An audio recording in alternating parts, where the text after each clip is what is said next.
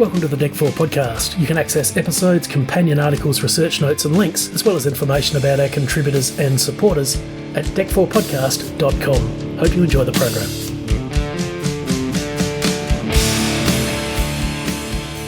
Back to Frank, and I said, look, I've stayed here for a month, having dinner upstairs with Frank and Ronnie. Ronnie was a dancer in my dad's army stage show, and they've been good. Ronnie Grange. Ronnie Grange, a wonderful, wonderful man in his own right, you know. And when I first met, really took a back seat, didn't want to interfere, you know. But as they call it, they're good companions. You know, they share the house and have done for like the last 20 years, and they're best friends. I remember having dinner with Frank and Ronnie. And I said, I wrote this check and said, I've stayed here for a month. I'll find somewhere to stay. I'm just really grateful.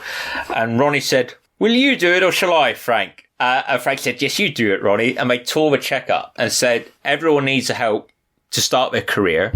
You can stay as long. Isn't that wonderful? That's wonderful. I mean, talk about a rose-tinted introduction to London life. I'm living with these two English gents Frank's only lived in two houses. So the house he lives in now is the house he lived in when he was making Dad's Army. And so I remember being sat in his front lounge chatting, and he said, oh, I remember Arthur sat in that chair once. And he said, and I was like, oh. That's the thing. It's like that. If the house is full of photos from their pantomimes or like rare like Dad's Army photos of them all together on like do's and stuff. So like I'm just looking around going, wow. And to just live there. So I helped Frank. I did his showreel. I got him a new agent because, like, you know, he'd been with an agent for years who literally got him no work. So there's a big gap in Frank's resume, really, where like he didn't do any telly in like the 90s because he just had this agent who just wasn't up to grade, really. But Frank's a very loyal, kind person, so he didn't really want to lose this guy.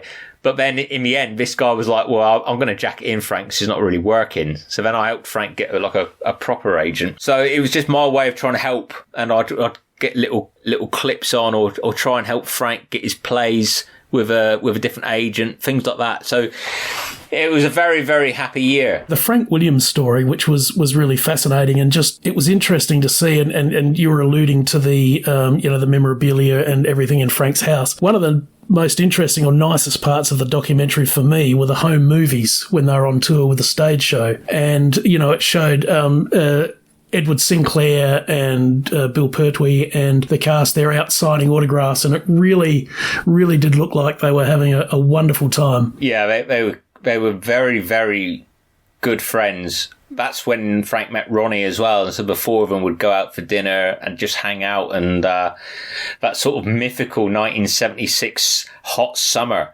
they're just walking about having ice cream and stuff like that. It's interesting because Frank's probably one of the most content people I know.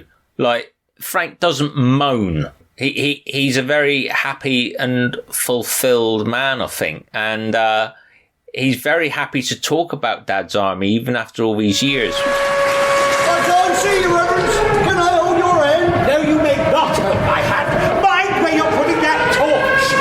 They want the Germans to see it. Oh, dash this black, and I can't see a thing. Hey, you Reverends! Who's that lurking behind the static water tank? Put that light out! Evening, Mrs. Fox. Evening, Mr. Blewett. Really, Mr. Gateman, have you no tact? Put that light out! Oh, for goodness sake, if I hear those words just once more, I think I should go potty. Who is it? It's me, Chief Warden Nodges, that's who it is!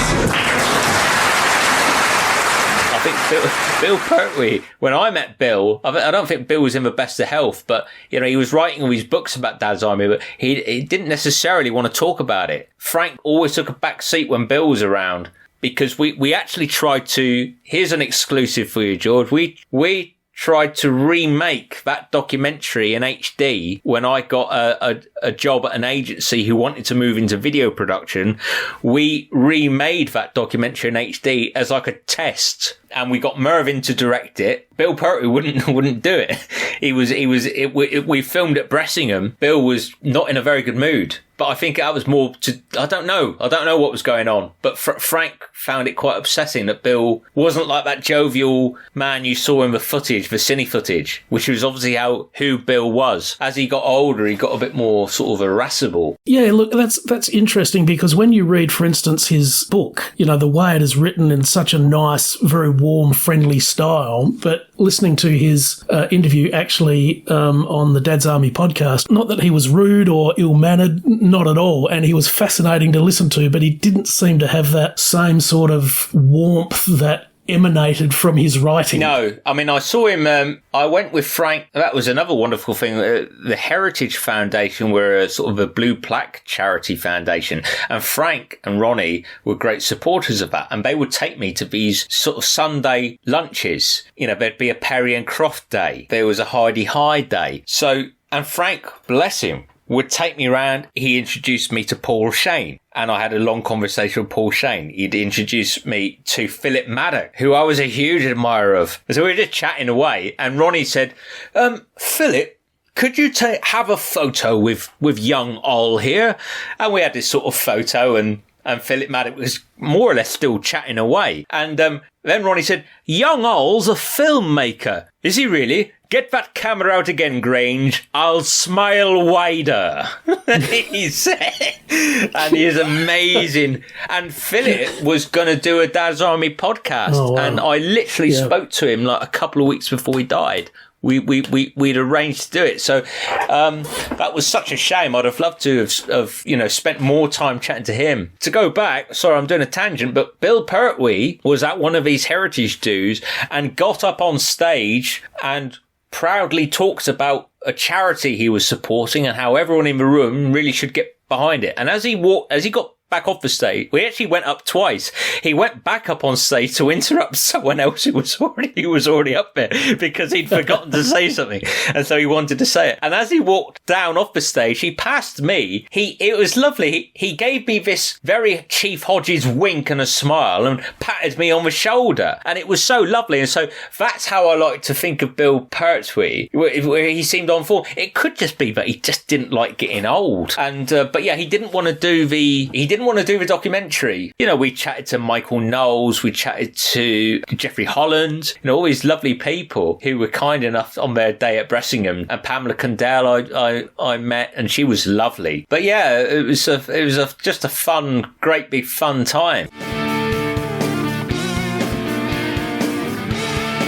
Podcast terms and conditions can be found at our website, DEC4podcast.com. You can contact us there or on our social media. Find us on the major podcasting platforms, and we're also on Substack, Facebook, Tumblr and Instagram. This has been George Fairbrother. Thanks for listening. Hi, I'm Steve Collins from the YouTube channel Please Tell Me Where to Go. We have great travel videos and other stuff as well, so go to YouTube. Please tell me where to go. The 2 is the numeral 2, and enjoy a whole bunch of videos.